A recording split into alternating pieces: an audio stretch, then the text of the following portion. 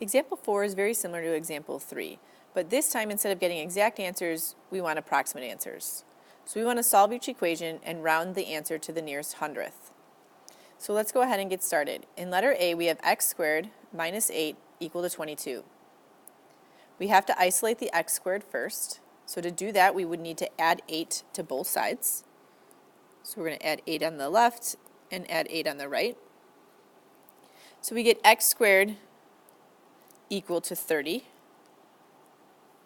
And now to get rid of the squared, we have to take the square root of both sides. So we're going to take the square root of x squared and plus or minus the square root of 30 on the right. Remember, the square root and the square, they undo each other so that x comes on out. And then since we just want an approximation, all we have to do is type the square root of 30 into our calculators.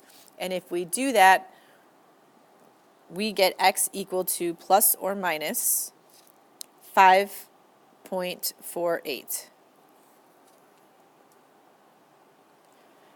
Let's take a look at letter B. We have 5x squared plus 4 equal to 31. Our first step is to isolate that x squared. To do that, we have to first get rid of the 4 by subtracting 4 from both sides.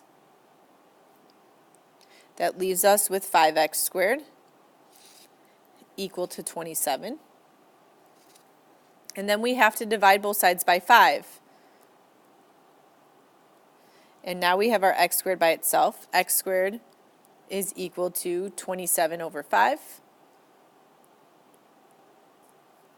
And then we need to take the square root of both sides. So we can take the square root of x squared and then plus or minus the square root of 27 over 5. And again, we're just getting an approximation here. So from here, the square root and the squared will undo each other. We get the x to come back out, equal to plus or minus.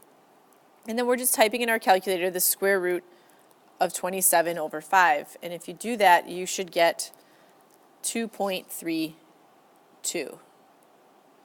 for our answer. And then one more time, just remember on Alex, it wants you to write them in separately, so you'd be writing in 2.32 and negative 2.32. They mean the same thing. One's writing it together, and one's writing them separately. There are 2 problems I'd like you to do in the try this. So again, you're approximating those answers, so go ahead and solve 1 and 2. Pause it now, unpause it when you're ready to check. If you did number 1 correctly, you should get x equal to plus or minus 5.48. And if you did number 2 correctly, you should see that you get no solution. If you have questions on either one, let me know.